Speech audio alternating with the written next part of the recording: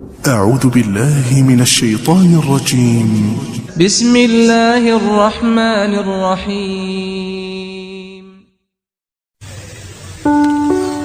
Satu hari, tokoh besar bernama Imam Hasan Al-Basri tengah berjalan di pasar kota Basrah. Datang seseorang lalu bertanya kepada beliau, "Ya Aba Ishaq," wahai Abu Ishaq, panggilan buat Imam Hasan Al-Basri. Katanya dalam Quran itu, "Ud'uni astajib lakum." Berdoalah kepadaku, aku akan jawab doamu. Mintalah kepadaku, aku akan penuhi permintaanmu. Begitu janji Allah dalam Quran. Lah kami ini, kata si orang tadi, sudah lama berdoa kepada Allah. Sudah banyak kali kami memohon kepadanya. Wah, kok sampai sekarang doa kami nggak dijawab-jawab, nggak pernah dikabulkan. Ini bagaimana? Katanya berdoa, aku kabulkan.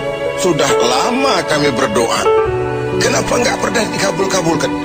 Apa doa kami salah pasang?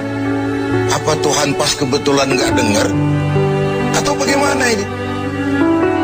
Imam Hasan Al-Basri senyum lalu menjawab, "Ya ahlal Basrah, hai penduduk Basrah, hatimu mati. Dari hati yang mati, bagaimana mungkin doa akan terjawab? Tidak ada getaran yang menyebabkan channel kepada Allah itu nyambung. Tidak ada. Dari hati yang mati, doa tidak mengeluarkan getaran untuk sampai kepada aras. Hatimu mati, maka doamu tidak dikabulkan." Kita renungkanlah jawaban ini. Sederhana, doa tidak didengar Tuhan, permohonan tidak dikabulkan olehnya. Tapi kalau kita mau menukik kepada renungan yang lebih jauh, kemalangan apa yang lebih besar selain daripada kalau Allah sudah berpaling kepada kita dalam hidup ini? Permohonan tidak didengar, doa tidak dikabulkan, Allah sudah masa bodoh dengan kita. Kemana lagi langit tempat kita bernaung? Kemana lagi bumi tempat kita berpijak? Kalau Allah sudah berpaling dalam hidup ini kepada kita, itulah kemalangan yang paling besar dalam hidup ini. Sementara kita berleha-leha, menurut kita kemalangan itu kehilangan jabatan, kemalangan itu kehilangan harta benda, kemalangan itu adalah kehilangan orang yang kita sayangi.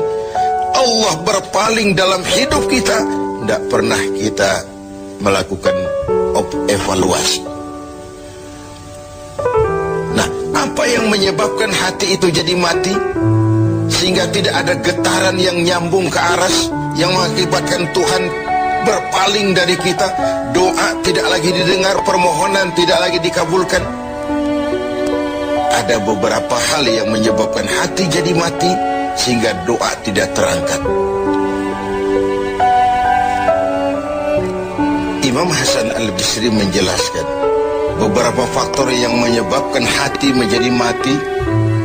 Tidak ada lagi getaran yang mengantarkan doa ke aras sehingga Tuhan pun berpaling.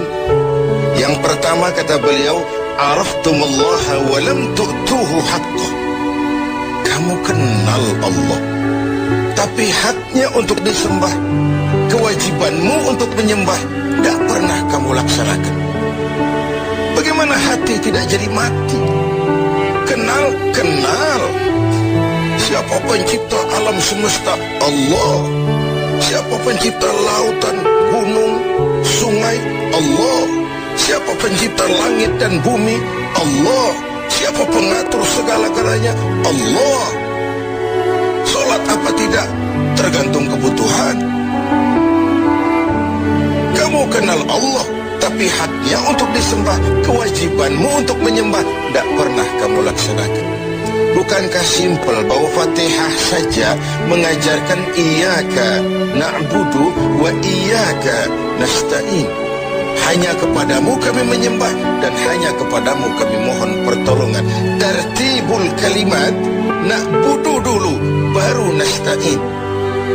Kalau na'budu terlaksana, nasta'innya pasti top chair. hanya kepadamu kami menyembah, hanya kepadamu kami mohon pertolongan. Kalau ibadah beres, pertolongan pasti datang. Doa didengar, permohonan dikabulkan, munajat pun diterima. Kenapa? Nak budunya beres, maka nasta'innya nikmat. Tidak diajarkan kita iyyaka nasta'in wa iyyaka na'budu, tapi na'budu dulu, baru kemudian nasta'in. Kalau hati tidak mau mati, janganlah pengenalan kita kepada Allah tidak diiringi dengan pendekatan kita kepadanya. Bagaimana cara mendekat kepada Allah? Logika saja. Mau dekat dengan presiden, ikuti peraturan yang dibuat oleh protokolernya presiden. Mau dekat dengan gubernur, ikuti peraturan yang disusun oleh protokolnya gubernur. Tidak bisa mau dekat dengan gubernur bikin peraturan sendiri. Mau dekat dengan Allah bikin metode sendiri. Dengan jalan ngelamun, duduk madep ngidul, bengong 4-5 jam lalu mau dekat dengan Allah. Mau dekat dengan Allah, ikuti cara yang sudah diatur oleh Allah melalui utusan-utusannya, bukan dengan cara membuat sesuatu sendiri. Ini yang pertama. Lalu yang kedua, yang menyebabkan hati jadi mati, qara'tumul Qur'an walam ta'malu bih. Kamu baca Al-Quran, kamu dengungkan Al-Quran, kamu sanjung Al-Quran, walam ta'malu bih, tapi isinya, ajarannya tidak pernah kamu laksanakan.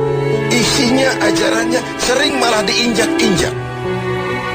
Bukankah kita hidup di satu zaman di mana tuntunan sudah menjadi tontonan, dan tontonan sering dianggap sebagai tuntunan?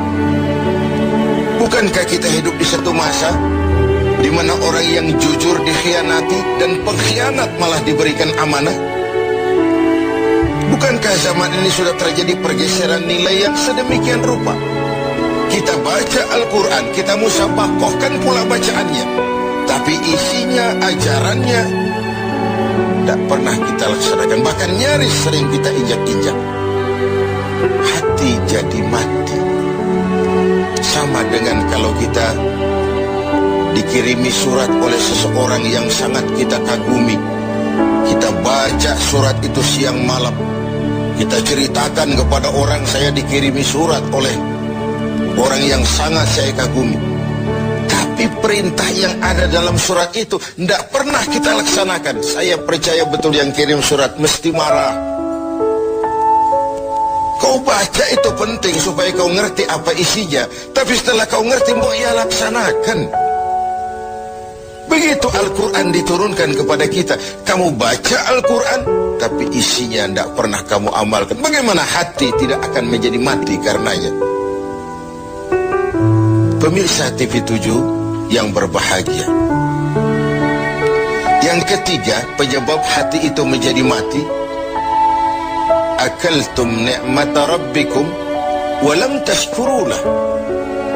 Kamu makan nikmat Tuhanmu, tidak pernah kamu bersyukur kepadanya. Ikan Tuhan di laut itu tiap hari diciduki, tapi Tuhannya diabaikan. Tidak pernah sesaat pun dalam hidup ini nikmat Allah pernah berhenti. Sejak kita bangun tidur sampai kita tidur kembali, bahkan tidur itu sendiri. Dari sekian nikmat yang kita tidak akan pernah sanggup menghitungnya, Tuhan cuma minta syukuri nikmat itu. Kalau kau syukuri, aku tambah. Kalau kau ingkar, azabku itu pedih. Tiap hari kau makan nikmat Tuhanmu, akaltum ni'mata rabbikum. Kau makan nikmat dari Tuhanmu, walam tashkurulah, tapi kepadanya kamu tidak pernah bersyukur. Baik syukur dalam bentuk ucapan, lebih-lebih syukur dalam bentuk perbuatan. Karena kalau syukur ucapan semua bisa. Alhamdulillah, terima kasih Tuhan, puji syukur, terima kasih Tuhan. Tapi perbuatannya sering tidak sinkron dengan ucapannya. Kalau saya diberikan harta oleh Allah, mulut saya tidak pernah berhenti. Alhamdulillah Tuhan, terima kasih dikasih harta. Tapi pelitnya 17 setan. Rasanya orang itu baru syukur perbuatan, baru syukur ucapan, belum belum syukur perbuatan. Karena syukur perbuatan artinya mempergunakan suatu nikmat sesuai dengan kehendak yang memberikan nikmat itu. Allah memberikan harta kepada saya. Apa yang Allah kehendaki dengan menggunakan harta itu? Bagaimana kehendak Allah tentang penggunaan harta itu? Allah memberikan jabatan kepada saya. Apa yang Allah kehendaki dengan memberikan jabatan ini kepada saya? Mempergunakan suatu nikmat sesuai dengan kehendak yang memberinya. Itulah syukur yang sebenarnya. Ini yang keempat. Yang kelima, penyebab hati itu jadi mati. Qultum annal mauta haqqun wa lam tasta'iddu lah. Kamu yakin, kamu percaya, kamu tahu betul hidup akan berakhir dengan kematian. Namun kau tidak pernah mempersiapkan diri untuk itu. Baik menghadapi kematian maupun menghadapi yang lebih penting sesudah kematian. Karena mati pada dasarnya sebuah peralihan dari sebuah tahap kehidupan kepada tahap kehidupan yang berikutnya, bukan akhir. Bahkan saya lebih cenderung mengatakan mati adalah istilah yang digunakan bagi orang yang sedang hidup. Sipulan mati itu kan kata yang hidup, yang mengalami sedang pindah ke alam lain. Jadi tidak ada alasan hidup sulit bener, mending mati habis urusan. Tidak selesai sampai di situ, tidak selesai urusannya. Hidup terus berlanjut di alam barzakh, terus berlanjut di alam mahsyar. Ini satu perjalanan panjang. Seperti kita akan berangkat keluar kota yang jauh, tentu kita harus menyiapkan bekal. Semakin jauh perjalanan, semakin banyak bekal yang kita bawa. Kalau Anda akan berangkat jauh, tidak bawa bekal berangkat juga, itu kan nekat sama namanya. Sampai ke tujuan belum tentu, sengsara di jalan sudah pasti.